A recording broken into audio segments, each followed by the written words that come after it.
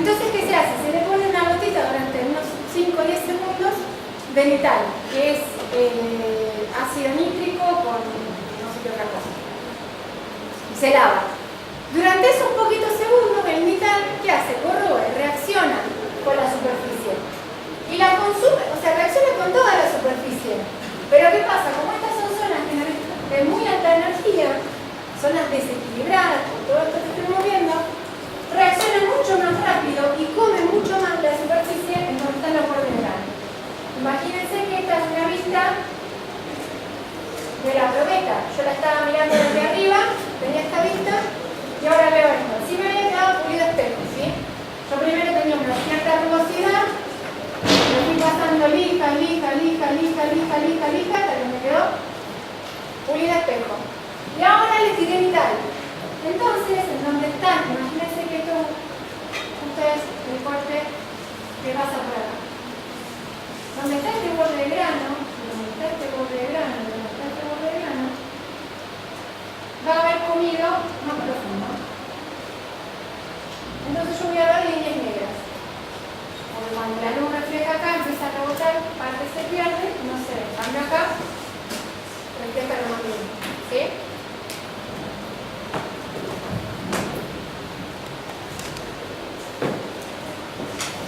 También van a ver que muchas veces este grano se va a ver más clarito que este.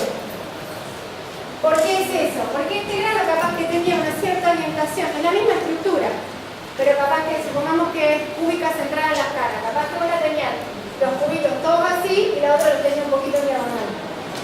¿Sí? Son dos granos distintos, tienen distinta orientación, entonces reflejan la luz diferente. Pero acá entre estos dos granos van a ver una leve variación de color, depende de la luz con la que iluminen, blanco, gris o marroncito y amarillo, depende del color de la luz. Y acá van a ver líneas negras, líneas muy oscuras.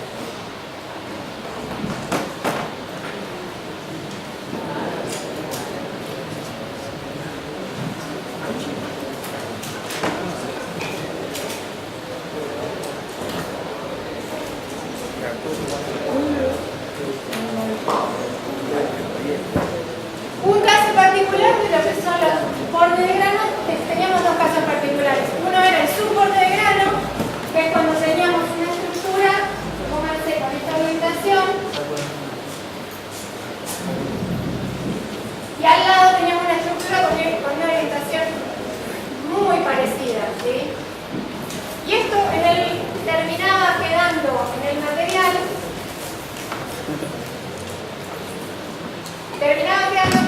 Como que eran alineaciones de dislocación, ¿sí? Acá tengo una dislocación, se generaban afilamientos de dislocaciones y lo que yo obtenía era esa estructura.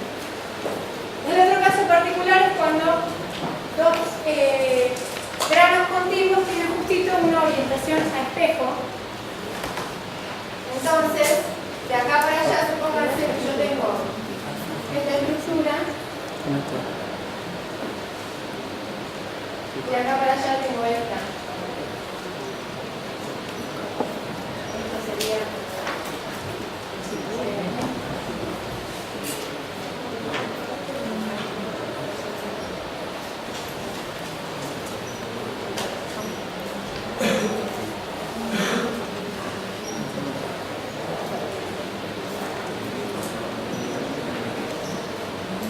¿Se entiende? Entonces, acá fíjense que hay coherencia, se dice, no hay desorden. A pesar de que son dos granos claramente distintos, quizá no capaz que sea mejor. Son dos granos distintos, tienen dos orientaciones diferentes, pero no hay desorden, no hay aislamiento de dislocaciones, no hay huecos, no hay vacancia, no hay nada. Eso se llama macla. ¿Esos son las alternativas? No, no tan alta. Pero eso no es malo, sí. Ninguno es malo. Depende para qué. Lo llamamos defectos porque no responden a la ley perfecta, ¿sí? De que todo igual, pero nada más que por eso.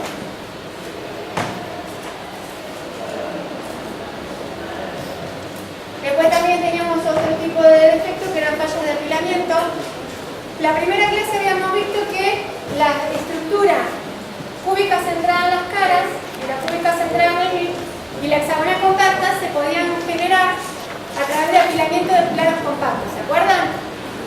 Bueno, si yo tengo un material que debería cristalizar en cúbicas centradas en las caras, entonces yo tendría que tener un plano A, uno B y uno C. A, B, C, A, B, C.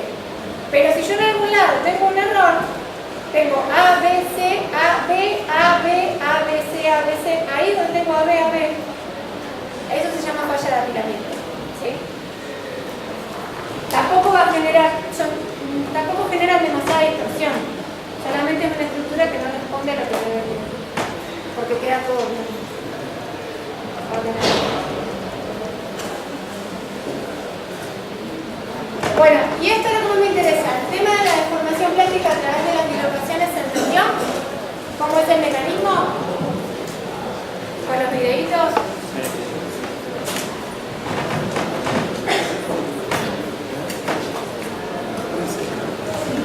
¿Cómo fue la historia con esto? Hace, ¿qué es eso? 1820. 1920.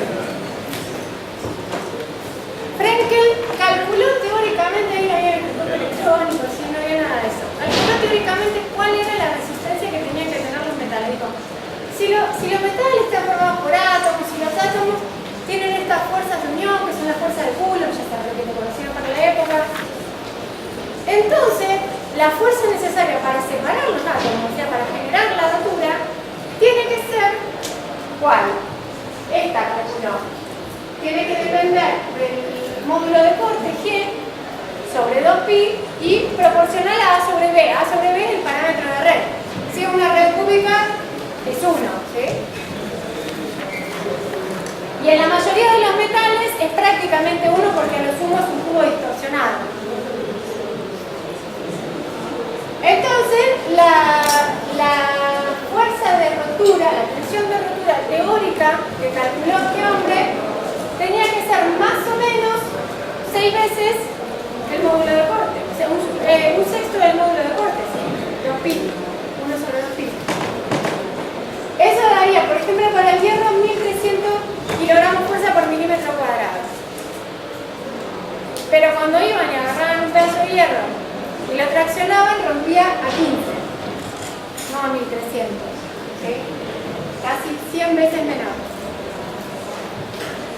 Los cálculos no estaban mal, porque no es que había un error teórico en la concepción de la teoría. Entonces Taylor y Oroban, o sea, Taylor por un lado, Oroban y Polanyi por otro, lo que hicieron fue elaborar la teoría de la dislocación. Esta teoría fue asombrosa, porque cuando se inventó, cuando la concibieron, no veían dislocaciones, estaban re lejos de ver las dislocaciones, ¿sí? y de ver cualquier cosa cercana a un tamaño atómico.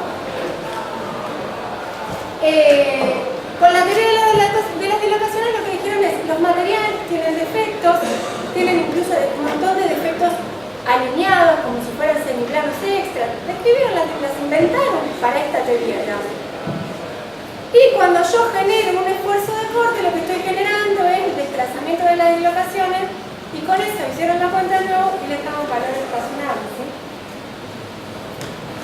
Después de mucho tiempo se comprobó, cuando se empezaron a generar artificialmente materiales con muy baja densidad de dislocaciones, que se aproximaban las tensiones a la que había calculado Frenkel, por un lado. Y después, por otro lado, aparecieron técnicas que permitieron visualizar las dislocaciones.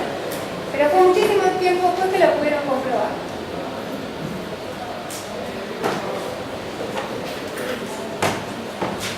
Llevando el caso al extremo, digamos, la idea sería, fíjense, para el gusanito, que sería la dislocación, es mucho más fácil ir desplazándose así que desplazarse toda la vez, con todas las patas dar un salto, ¿sí? No hace eso, va de a poco. Y gasta mucha menos energía. Y este gráfico resume muy bien todo lo que es la teoría de las dislocaciones, ¿sí? Yo en general soy partidaria de que le den mucha bolilla a lo que son los gráficos. Debe ser una de las pocas ventajas o de las cosas que aprendemos bien como ingenieros, y a revisar gráficos. Nos da muchísima más información que una tabla y muchísimo mejor resumida que texto explicando todo eso. Ahí que podemos ver, esa sería la resistencia en función de la densidad de las dislocaciones. La línea punteada es porque no existen materiales, o al momento de que se confeccionó ese gráfico no existían. Pero sí pudieron conseguir cómo era el fenómeno y rellenar los puntos que faltaban. Vieron que a densidades de dislocaciones muy bajas la resistencia es parecida a la teórica, ¿sí? Por allá arriba. Y cuando empezamos a tener densidades de dislocaciones normales, tenemos resistencias muchísimo menores. Pero a medida que aumentan las dislocaciones, la resistencia va aumentando. Pero siempre sigue siendo, si hay dislocaciones, mucho menor a la real. Todo eso está resumido en ese gráfico de ahí. ¿Por qué es que aumenta la resistencia cuando aumentan las dislocaciones?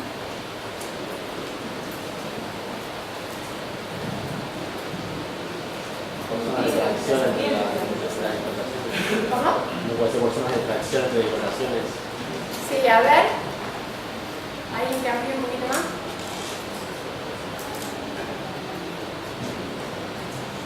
¿Vieron el video? No está en el mismo plano. Eso. Generalmente las dislocaciones no están en el mismo plano y al ser tantas empiezan a interferir, ¿sí? Se empiezan a entorpecer. Pues si estuvieran en el mismo plano, se aniquilan, ¿sí? Porque si yo tengo, imagínense, una dislocación positiva para un lado y una negativa para el otro, cuando se juntan, ¿qué significa eso? Tengo un semiplano extra de acá y un semiplano extra acá. Cuando hacen así, listo, tengo un plano entero, tengo la superficie, tengo el material perfecto. Pero cuando yo tengo una dislocación así, y una así, y otra así, y otra así, cuando se empiezan a tratar de destrabar, yo tengo un montón de tensiones generadas por cada una de esas líneas de dislocaciones y empiezan a entorpecer el movimiento. Entonces, cuando son pocas, facilitan, no interfieren unas con otras y facilitan el desplazamiento de los átomos. Pero cuando empiezan a hacer más, empiezan a entorpecerlo y por eso es que se empiezan a endurecer los metales, ¿sí? Entonces, este grafiquito, ¿sí? Esto es resistencia y esto es densidad de dislocación.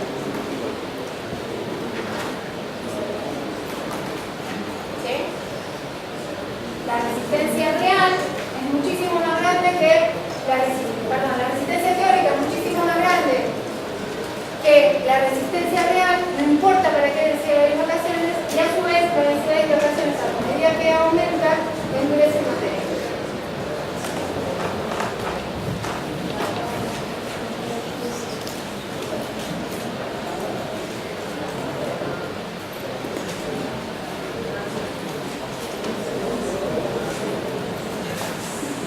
Nosotros, entonces, en base a esto, ya tenemos una forma de decir, bueno, yo quiero un material más duro, ¿qué hago? Bueno, hay que aumentarle la densidad de dislocaciones. ¿Cómo puedo hacer para aumentar la densidad de dislocaciones? Hay distintas técnicas. Uno es endurecimiento por deformación en frío, ¿sí? A medida que yo voy deformando el material, voy generando más defectos. Y si esas dislocaciones empiezan a entorpecer unas con otras, se empiezan como a multiplicar, ¿sí? Cuando interfieren, se parten, digamos, de alguna manera, empiezo a tener más dislocaciones que antes. Por otro lado, si yo genero una estructura, ahora vamos a ver cómo, con grano más pequeño, disminuyo el grano, voy a tener mucho más borde de grano. Dijimos que los bordes de grano estaban llenos de dislocaciones. Entonces también voy a tener un material más duro. Los materiales con grano más pequeño son más duros. Puedo también hacer un tratamiento térmico. En realidad el tratamiento térmico lo hago justamente para eso, para cambiar el tamaño de grano. Es la forma de hacer estas cosas. Y lo otro que puedo hacer es alearlo, ponerle otro tipo de efectos. Y esos efectos, ¿qué es lo que van a hacer? Entorpecer también el movimiento de las dislocaciones, son obstáculos. O precipitados, que significa los materiales que ya tiene que generan nuevas fases. Profe, Sí. ¿una energía de eso podría ser el tricopor? ¿Cómo? Podría haber eso por el tricopor, o sea, el grano más grande y el grano más chico, el grano más chico más corto. ¿Sí? ¿Es A por ver. eso? Déjame pensar. O sea, pero para la alta densidad, calculo que... No sé si necesariamente el grano más chico, no sé si no es casual o debido al proceso, o sea, no sé si no se podría hacer un telgopor de alta densidad con grano grande. O sea, en realidad me parece que se debe mucho más a la alta densidad que al tamaño del grano. Y el grano es consecuencia de cómo lo fabrican, que eso ya no lo tengo tan claro.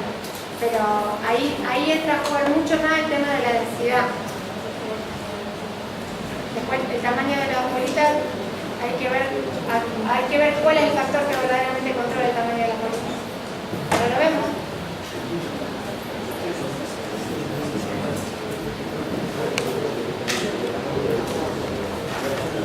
Bueno, y la forma de rotura, habíamos visto que cuando uno empieza a deformar, podemos tener dos caminos, digamos. Si yo agarro un material y empiezo a deformar, hay dos opciones. O lo que se llama superplasticidad, que obviamente no es lo más común, que significa que yo puedo deformar y deformar ilimitadamente. ¿Sí? Imagínense que yo tengo algo de sección circular y voy a empezar a generar un alambre cada vez más fino. Pero generalmente lo que pasa en un ensayo de tracción, en la vida, en cualquier rotura del material, que yo empiezo a deformar, se empieza a deformar todo parejamente hasta que en algún momento, por cualquier imperfección, por cualquier impureza, se genera una concentración. Vamos al caso más común de la probeta de tracción. Imagínense que esta es la sección. Yo estoy generando una tensión de tracción en el ensayo y lo que voy a ir generando es que esto se vaya achicando y alargando, ¿sí? Por Poisson, porque el volumen tiene que mantenerse igual, ¿sí? Ahora, en algún momento, capaz que se concentra acá una mayor deformación. Y si ahí se concentra una mayor deformación, yo acá la fuerza que hago es la misma para todas las secciones, ¿sí? Acá estoy haciendo una fuerza y acá estoy haciendo otra, acá estoy haciendo la misma y acá también. Pero si yo acá tengo un área más chica, entonces la tensión en esa área para la misma fuerza va a ser mayor. Entonces, automáticamente a la mínima imperfección, o sea, a la mínima discontinuidad, ya se empieza a concentrar y la fricción hasta se cada vez más chica hasta que finalmente se rompe. Puede hacerse tan chica hasta desaparecer, que eso sería un material súper plástico, o hasta que se generan tensiones acá que genera la fractura frágil, tensiones triaxiales, pero eso ya sería fractomecánica. No nos vamos a meter con eso ahora tampoco.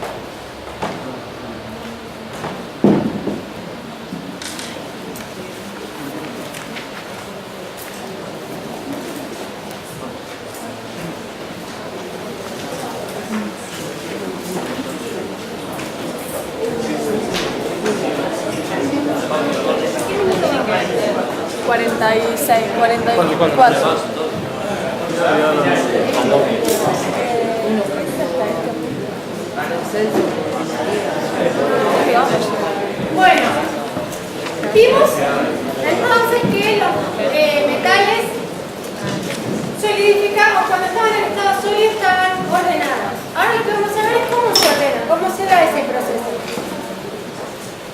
Generalmente eso sería lo que es un proceso típico de acería, ¿sí? En sideral, ahí en Ramallo, tienen esto que se llama proceso de colada continua. Bruto edificio con una bruta cacerola donde le tiran el aceite, el acero caliente, ¿sí? Y tienen moldes que no tienen fondo. Imagínense un molde con una sección rectangular. Esos moldes están refrigerados por afuera. Entonces le tiran el acero caliente, inmediatamente la parte de afuera de esa sección rectangular se solidifica muy rápidamente y después empieza a caer y ya el mismo material hace de molde, después se va solidificando para adentro, ¿sí? Empieza a caer y van generando una barra, después la doblan la barra porque todavía está blanda y así van generando los distintos tipos de geometrías Esos serían subproductos a partir de los cuales después hacen los productos terminados. Puede ser distintos tipos de secciones, por ejemplo, si tienen una sección como la que yo les digo, sección rectangular medio gruesa, después ¿qué hacen? Lo pasan por rodillos y lo van aplastando, aplastando, aplastando, aplastando hasta que hacen una chapa. O hacen secciones circulares y después, por ejemplo, en Siderca, con otro tipo de proceso, que no nos vamos a meter ahora, le hacen un agujero en el medio, no perforando, ¿sí? Otro proceso, le hacen un agujero y generan un tubo. O generan algo más chico, después lo tiran y generan un alambre. Pero todo parte de ahí, ¿sí?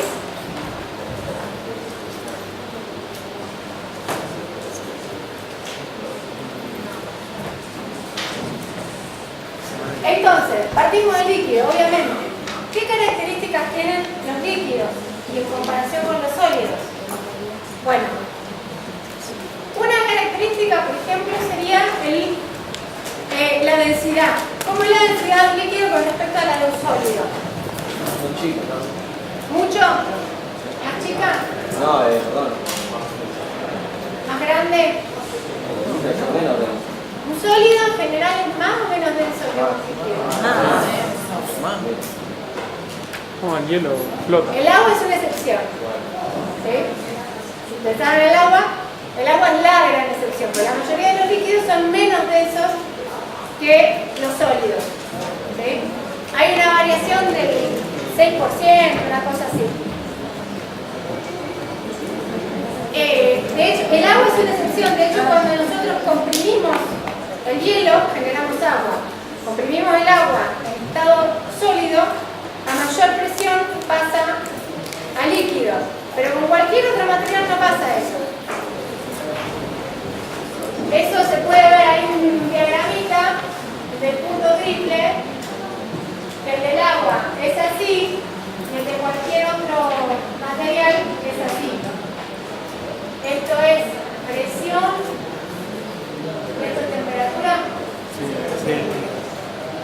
y esto es gas, esto Líquido más. Sólido. esto es sólido. Sí, es sólido. Líquido.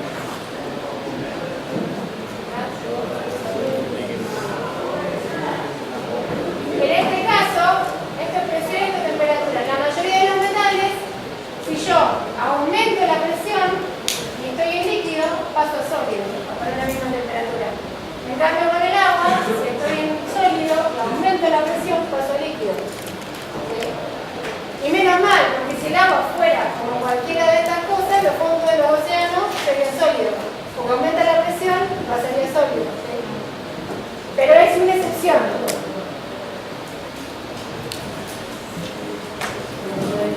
Entonces, los líquidos son un poquito menos densos que los sólidos, pero un poquito. ¿Sí? Eso significa que las distancias interatómicas, cuando un material está en líquido, cuando está sólido, son más o menos parecidas. Pero el líquido está un poquito más desordenado, por eso ocupan más. Después, otro dato importante sería el calor que se desprende cuando se pasa de líquido a sólido, por ejemplo, con respecto a cuando se pasa de gas a sólido. Cuando se pasa de gas a sólido, el calor latente, si se acuerdan de estos gráficos, ¿se acuerdan? Este calor latente, cuando pasamos de líquido a sólido, es mucho más grande que este. ¿Sí? Y esa energía que está liberando, cuando yo agarré mi material y lo calenté, y era sólido, lo calenté, pasó a líquido. Liberó un poco de energía, ¿sí? Perdón, no. Consumió energía, ¿sí? La energía que consume acá es muchísimo mayor. Entonces acá hay muchísima más diferencia de energía entre este estado y entre este estado que entre estos dos. ¿Sí?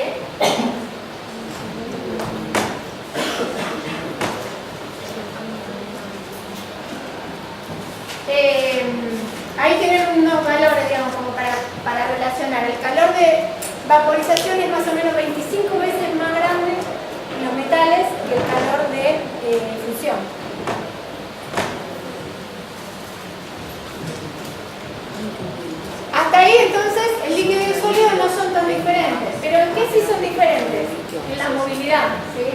La movilidad de los átomos es muchísimas veces, ¿cuántas? Varios órdenes de magnitud mayor en los líquidos. Y además los líquidos no tienen capacidad de soportar esfuerzos de corte.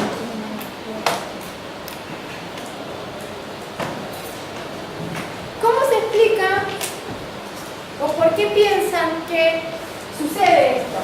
Que yo a una determinada temperatura tengo líquido y después a otra temperatura tengo líquido y después a otra temperatura tengo sólido. ¿Por qué pasa? ¿Por qué se da ese cambio? ¿Cómo? Se rompen los enlaces moleculares. ¿Por? No se deja energía. Sí. ¿Y por qué se rompe? ¿Cómo? Cuando baja la temperatura, baja el movimiento de los átomos y se empieza a rodar. Sí, pero ¿por qué no es una curva continua? Podría ser como cuando tenemos materiales amorfos. Cuando tenemos materiales amorfos esto no se da. La curva es continua, básicamente se va cambiando, no existe el momento en el que se ordena todo y pasa sólido. Solamente va perdiendo movilidad gradualmente. Y porque cuando se mueve demasiado, se mueve y pasa a otra posición de cual esté cómodo, por así decirlo, y después se vuelve a tirar y pasa a otra hasta que deja de pasar eso. Pasa de plano. No, pero cuando estamos líquido no hay plano, sino hay estructura. Cuando está sólido sí, se tiene que romper todo el mazo para que desaparezca esa estructura. Bueno, está bien, más o menos tienen la idea de cuando yo estoy en estado sólido, ¿por qué pasa a estado líquido? Pero y al revés, cuando está líquido y yo le empiezo a sacar calor, ¿por qué se ordena? ¿Por qué solidifica? ¿Por qué cristaliza? A ver,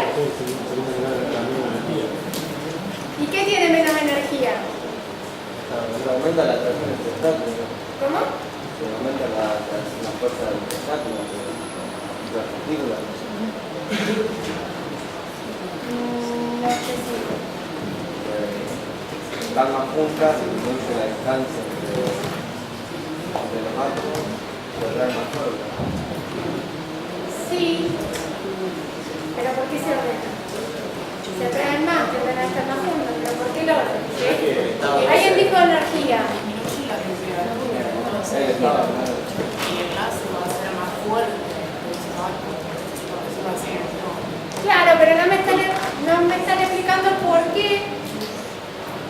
O sea, ustedes están imaginando que yo tengo átomos que están vibrando, se están moviendo, a medida que bajo la temperatura empiezan a vibrar cada vez menos, pero si eso fuera lo que pasa en todos los materiales, quedarían como con la misma estructura con la que estaban en el líquido, todo desordenado. Aumenta la No es el estado mínimo de energía, Tiene que ver con la energía. ¿Cuál es el estado de mínima energía? ¿El sólido o el líquido? ¿Y por qué el líquido? Entonces tendría que ser siempre sólido. El sólido es el estado de mínima energía para las temperaturas en las que está sólido y el líquido para las que está líquido. Por la energía de Gibbs. Exactamente. O sea, cuanto mayor aumenta, más líquido.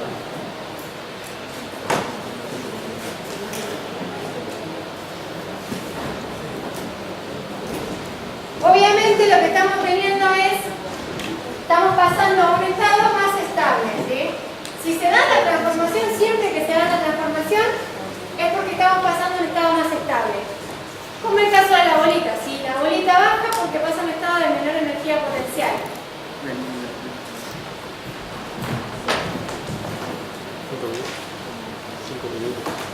Para que se dé la transformación, lo que estoy teniendo que tener es tener una menor energía libre de Gibbs, que es lo que me va a describir mi proceso. 5 minutos para que Vale, sigo sintiendo.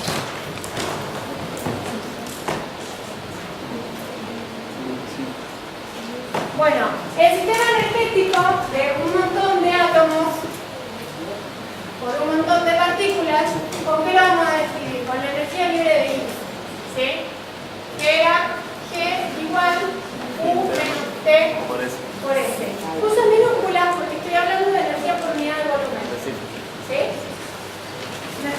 mirando cuánto volumen tengo. Es importante porque después lo vamos a meter en la ecuación. Si yo tengo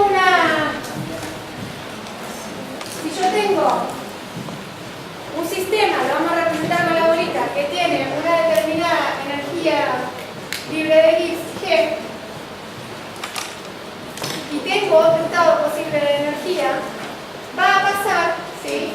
Siempre y cuando, supóngase que la forma de llegar de un sistema a otro,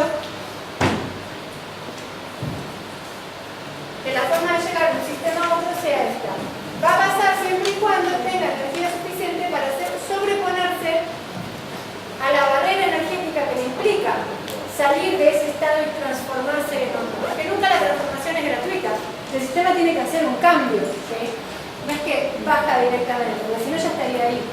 Tiene que dar energía para poder llegar a un grado de energía menor. Esto lo vamos a llamar delta G o barrera energética, ¿sí?